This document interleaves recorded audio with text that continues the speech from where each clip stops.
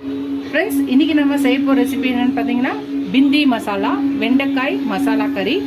இது நீங்கள் இட்லி, தோசை, சப்பாத்தி கூட நீங்கள் தொட்டு சாப்பிடலாம். ரொம்ப ஈஸியாகவும் டிஃப்ரெண்ட்டான ஒரு ஸ்டைலில் டேஸ்ட்டில் செய்ய போகிறோம். டக்குன்னு செஞ்சிடலாம். வாங்க இந்த ரெசிபி எப்படி செய்யலான்னு பார்க்கலாம். ஃப்ரெண்ட்ஸ், இன்றைக்கி நம்ம பிந்தி மசாலா ஒரு நார்த் இந்தியன் ஹோட்டல் ஸ்டைலில் செய்ய போகிறோம். அதாவது வெண்டைக்காய் மசாலா நார்த் இந்தியன் ஹோட்டல் ஸ்டைலில் செய்ய போகிறோம். அதுக்கு ஒரு வெண்டைக்காவை எடுத்துக்கலாம்.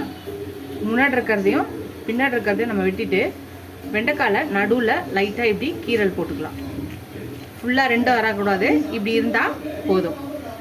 இந்த மாதிரி வெட்டிக்கிட்டால் போதும். இதே மாதிரி எல்லாத்தையும் வெட்டிக்கலாம். எல்லாத்தையும் நம்ம மேலே கீழே கட் பண்ணி சென்டரில் வெட்டி வச்சாச்சு. இது ஒரு பக்கம் இருக்கட்டும். ஒரு பேனில் எண்ணெய் வச்சுருக்கோம். இப்போ இந்த எண்ணெயில் நம்ம கட் பண்ணி வச்சுருக்கோம் இல்லையா, இந்த வெண்டைக்காவெல்லாம் போட்டுக்கலாம். இந்த எண்ணெயிலே இந்த வெண்டைக்காவை ஃப்ரை பண்ணி எடுக்கலாம். இந்த எண்ணெயில் நல்லா ஃப்ரை ஆகட்டும். எல்லா பக்கமும் நம்ம திருப்பி விட்டு ஃப்ரை பண்ணிக்கலாம். வெண்டைக்காய் ஃப்ரை ஆகிடுச்சு. இது ஒரு பிளேட்டில் எடுத்து வச்சிடலாம்.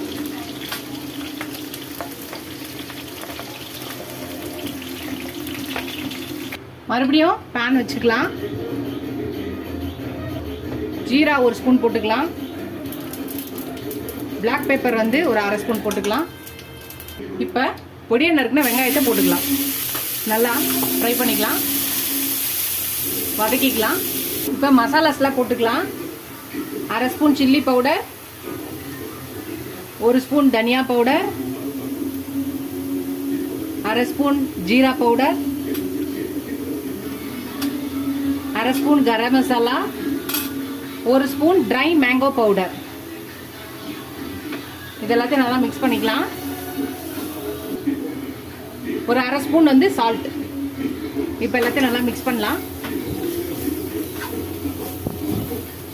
இதை நம்ம ஃப்ரை பண்ணியிருக்க இந்த வெண்டைக்காய் மேலே ஒரு அரை ஸ்பூன் ரெட் சில்லி பவுடர், ஒரு அரை ஸ்பூன் சால்ட்டு, இதை போட்டு நல்லா மிக்ஸ் பண்ணி வச்சுக்கலாம்.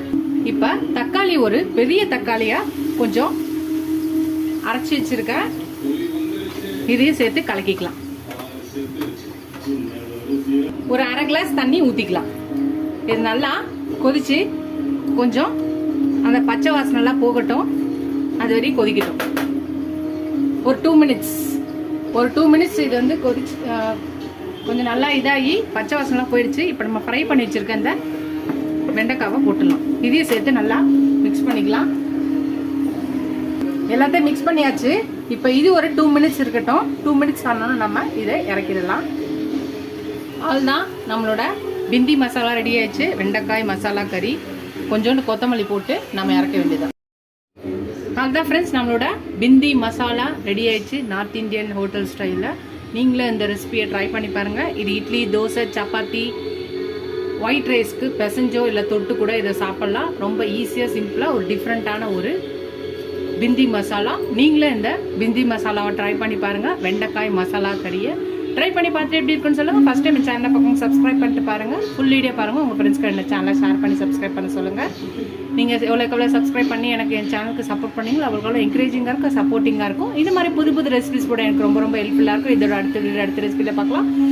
டாடா பாபா ஃப்ரெண்ட்ஸ்.